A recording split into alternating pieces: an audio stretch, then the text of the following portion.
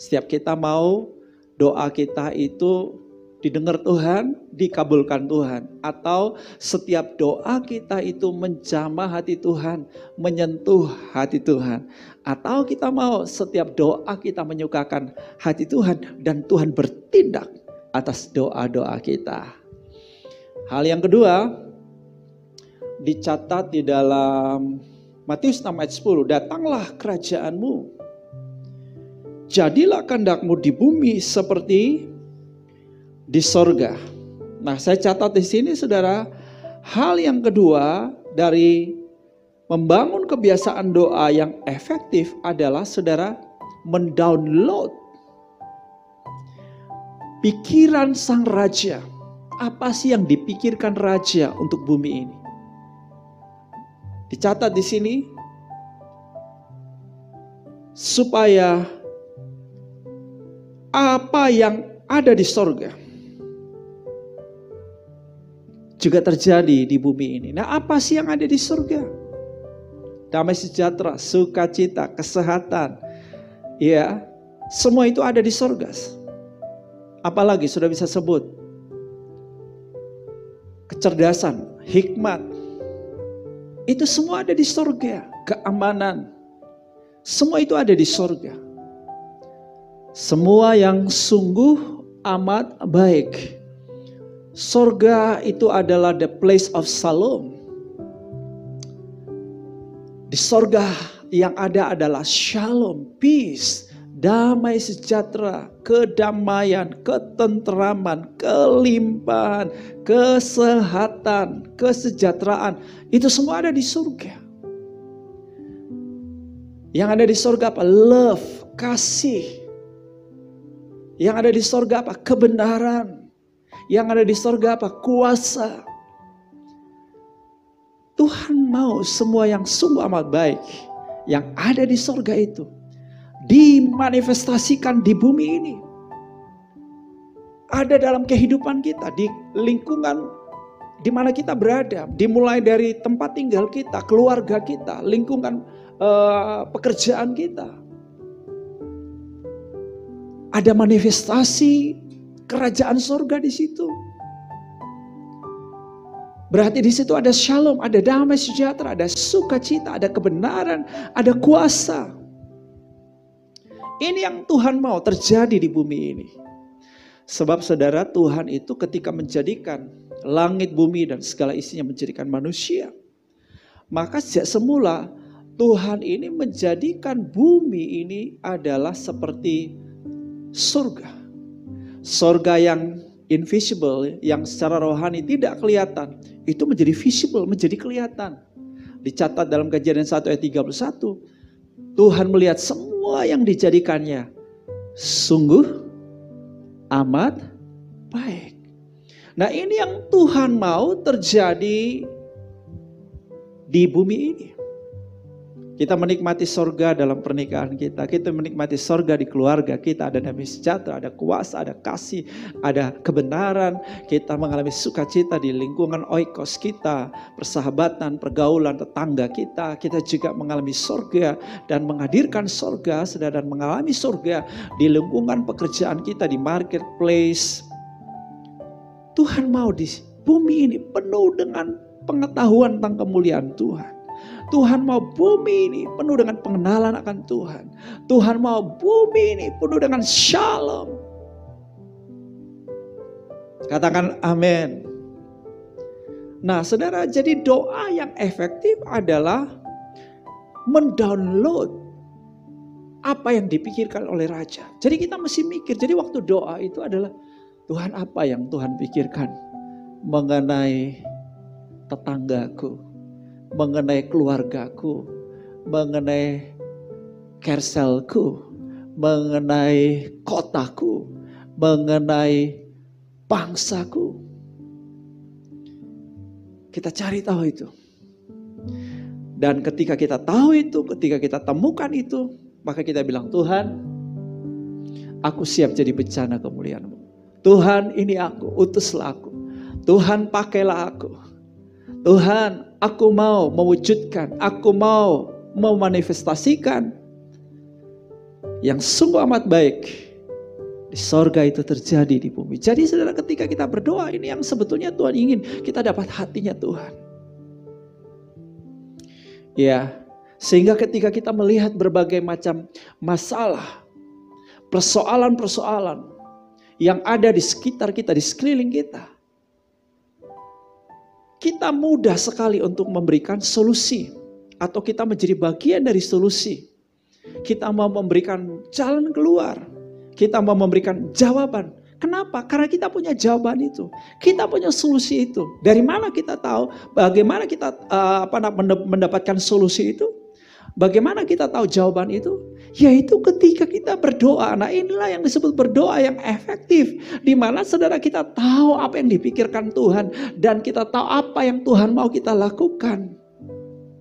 Haleluya.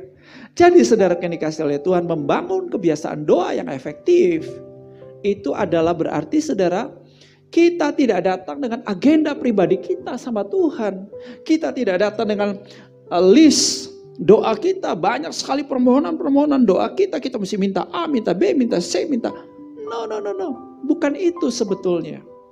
Tetapi saudara-saudara, waktu doa kita, kesendirian kita sama Tuhan, waktu kita bersekutu membangun ginosko, keintiman dengan Tuhan, saat itu saudara, fokus perhatian kita adalah, Tuhan, apa sih yang Tuhan sedang pikirkan bagi planet ini?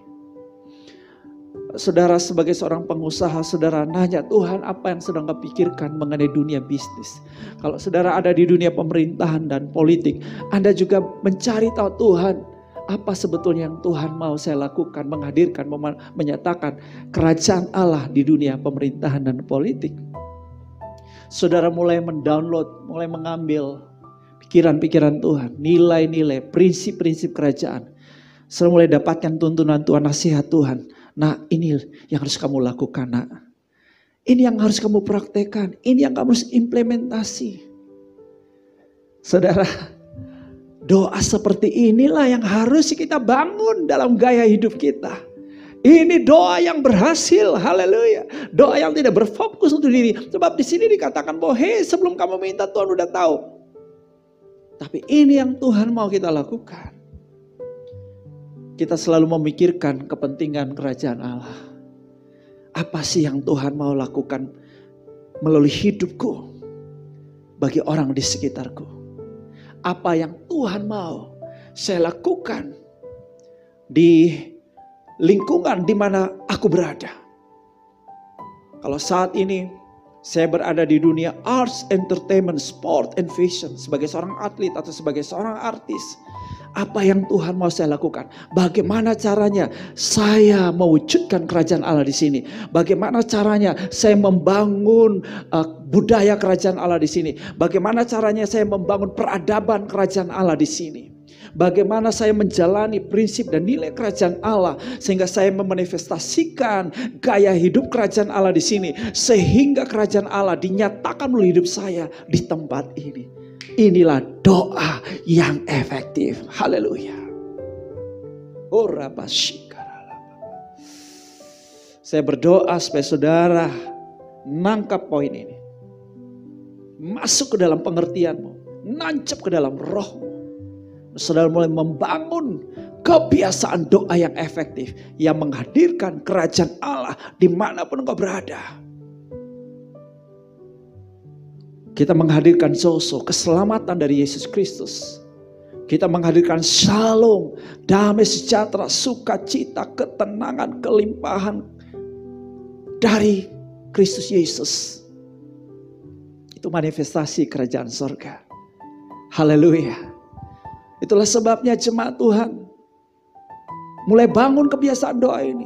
Saya percaya kalau saudara punya kebiasaan doa ini, maka saudara akan ditaruh Tuhan isi hatinya. Dan saudara akan mulai menangkap isi hati Tuhan, beban-beban hati Tuhan. Bagaimana menghadirkan kerajaan sorga buat orang-orang miskin di sekitarmu. Akan ada pelayanan-pelayanan penjangkauan, memberkati orang miskin. Bukan sekedar memberkati atau secara bakti sosial, tetapi mengentaskan kemiskinan.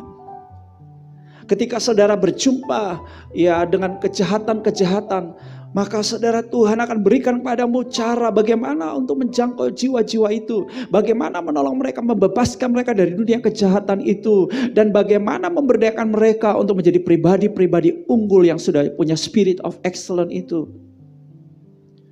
Akan ada banyak ministry-ministry yang baru lahir ketika saudara melihat wanita pria atau waria. Engkau gak gelin dan tidak lari. Atau mengolok mereka atau merendahkan mereka. Tapi engkau dapatkan hati Tuhan untuk menjangkau mereka, membawa kasih Kristus kepada mereka, mengembalikan mereka pada martabat ilahi, martabat imago Dei, mereka yang sudah rusak dipulihkan kembali. Haleluya.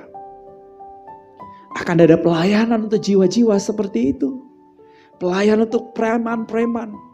Ya, pelayanan untuk para atlet, pelayanan untuk para pelacur juga, pelayanan untuk apalagi sudah bisa sebut banyak sekali.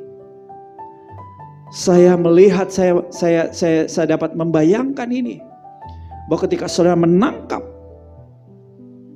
poin yang sedang saya bagikan ini, rohmu bernyala-nyala saat ini untuk berkata, Tuhan, aku tidak hanya mau memikirkan diriku sendiri, aku mau memikirkan kepentingan kerajaan-Mu. Bagaimana mewujudkan, menghadirkan kerajaan-Mu. Ada begitu banyak orang yang membutuhkan di sekitarku. Ada begitu banyak orang yang tidak mengalami surga dalam hidupnya. Mereka serasa ada di neraka, mereka mengalami kebinasaan. Dan ini tugas saya ketika saya berdoa. Berarti saya harus menghadirkan, saya harus mewujudkan kerajaan Allah dalam hidup mereka. Mereka tidak boleh binasa. Aku harus bebaskan mereka. Saya berdoa supaya saudara menangkap isi hati Tuhan ini. Ya, semua ministry aktif. Jangan berhenti. Terus maju. Terus bersemangat. Karena ketika Tuhan memberikan kepadamu tugas tanggung jawab pelayanan, saya beritahu akan ada penyertaan Tuhan buatmu. Akan ada juga perlindungan Tuhan. Dan akan ada penyediaan Tuhan. Tetap bersemangat melayani jiwa-jiwa. Melayani generasi muda, anak-anak, melayani para remaja, melayani orang-orang muda, melayani pelajar, melayani mahasiswa, melayani orang-orang di penjara, para janda, balu, yatim piatu. Kita melayani semua segmen masyarakat, semua kelas lapisan sosial masyarakat. Kita jangkau mereka dengan kasih Kristus. Kita nyatakan kebenaran, Yesus adalah sang kebenaran. Dan kita menyatakan kuasa yang membebaskan mereka, kuasa yang memerdekakan mereka daripada pekerjaan setan, kuasa kegelapan mereka dibebaskan. Haleluya. Ini terjadi kalau saudara kita membangun kebiasaan doa yang efektif. Waktu kita berdoa, fokus kita adalah bukan pada agenda kita, pikiran, perasaan kita sendiri, apa yang mau kita kerjakan. No. Atau apa yang kita harapkan Tuhan lakukan buat saya. No. Tetapi doa yang efektif adalah ketika kita berjumpa dengan Tuhan, kita bilang, Tuhan, silakan Tuhan. Apa yang Kau mau aku kerjakan? Apa yang Kau mau aku lakukan? Untuk memanifestasikan apa yang ada dalam kerajaan-Mu ini. Oh Tuhan, ketika saudara datang hadirat Tuhan, saya bilang, Tuhan aku rindu. Semua ini tidak hanya ada di sorga, tapi ada di bumi. Saya rindu Tuhan. Kesembuhan ada di bumi ini. Ada begitu banyak orang sakit, lumpuh tuli, kena HIV, AIDS, tumor, COVID-19. Tuhan aku mau kuasa-Mu menjamah mereka, menyembuhkan mereka. Tuhan, aku mau setiap pernikahan penuh dengan cinta, kasih, damai, sejahtera. Ada begitu banyak pernikahan yang hancur, yang retak. Aku mau hadirat-Mu, urapan kasih-Mu memulihkan setiap suami istri. Wah, kalau itu jadi saudara doamu, saya beritahu itu doa yang berhasil. Itu doa yang powerful. Engkau akan melihat Tuhan kabulkan.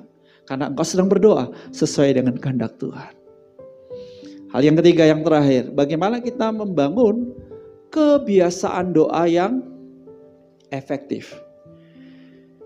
Kita dapat membangun kebiasaan doa yang efektif, ya. Yang ketiga dalam catatan saya adalah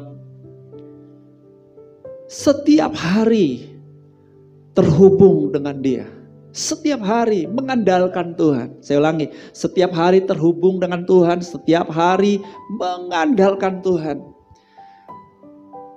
Dikatakan berikanlah pada kami hari ini. Jadi Tuhan gak ngajarin kita serakah, saudaraku ya, borongan. Jadi kita udah langsung doa, Tuhan berikan kepadaku dalam setahun ini. No. Itu berarti Tuhan itu pingin kita ketemu Tuhan apa? Selama masih ada hari ini. Jadi saudaraku, doa yang efektif itu bukan sekali-sekali baru berdoa, ingat Tuhan baru berdoa. No. Ya, seminggu sekali, sebulan sekali, setahun sekali. Wow, kelemahan saudaraku. Tapi selama masih ada apa? Katakan hari ini. Itulah sebabnya Ginosko Firman hari ini, pujian doa firman hari ini, atau sabat rohani hari ini. Ini menjadi gaya hidup kita, kebiasaan unggul kita, saudara. Hari ini aku berjumpa Tuhan. Hari ini aku ngandalin Tuhan. Hari ini. Bukan nanti besok. Tarsok besok, sok sebentar besok. No. Hari ini. Jadi there's no excuse. Gak ada alasan. Sesibuk apapun Anda hari ini pastikan kita terhubung dengan Tuhan. Pastikan hari ini kita terus ngandalin Tuhan. Berikanlah kepadaku hari ini makananku yang secukupnya. Saudara, kita terhubung dengan Tuhan hari ini untuk terus alami pemeliharaan Tuhan. Haleluya. Terus alami penyediaan dari Tuhan hari ini. Dan terus alami perlindungan Tuhan hari ini. Dengar baik, iblis tidak pernah ada gencatan senjata. Nah. Dalam peperangan bisa ada gencatan senjata, peperangan natural, peperangan antar manusia. Tetapi peperangan rohani gak pernah ada gencatan senjata selama masih ada setan yang belum diikat dan dilemparkan selama-lamanya ke neraka jahanam itu. Saya beritahu gak ada gencatan senjata dari iblis. Jadi kalau kita yang gencatan senjata, kita yang letakkan senjata, kita gak mau perang, maka kita yang diperangi habis oleh si iblis. Tiap hari dia ingin memangsa kita, mencelakakan kita, melakukan hal yang buruk dalam hidup kita. Sebab itu kita perlu perlindungan Tuhan hari ini. Lepaskanlah aku dari segala yang jahat. Ini kebiasaan doa yang efektif. Jemaat yang dikasihi, kebiasaan doa yang efektif pertama adalah membangun doa yang efektif di atas dua dasar. Mengenal kepada siapa Anda berdoa, Anda percaya kepadanya, dan bangun hubungan yang lebih intim. Yang kedua, membangun kebiasaan doa yang efektif adalah menemukan isi hati Tuhan, memikirkan apa yang Tuhan pikirkan, apa yang Tuhan mau nyatakan, wujudkan di bumi ini melalui kita. Itu hal yang kedua. Dan kemudian kita ini proaktif, take action untuk bekerja sama dengan Tuhan, menghadirkan, mewujudkan semua yang sungguh amat baik yang ada di sorga terjadi di bumi ini. Haleluya. Dan yang ketiga, yang terakhir, bagaimana membangun kebiasaan doa yang efektif? Hari ini terhubung dengan Tuhan, hari ini mengandalkan Tuhan. Bangun kebiasaan doa yang efektif, dan Anda akan melihat keajaiban, terobosan, mujizat, dan manifestasi kerajaan Allah terjadi bagi hidupmu dan melalui hidupmu. Tuhan Yesus berkati.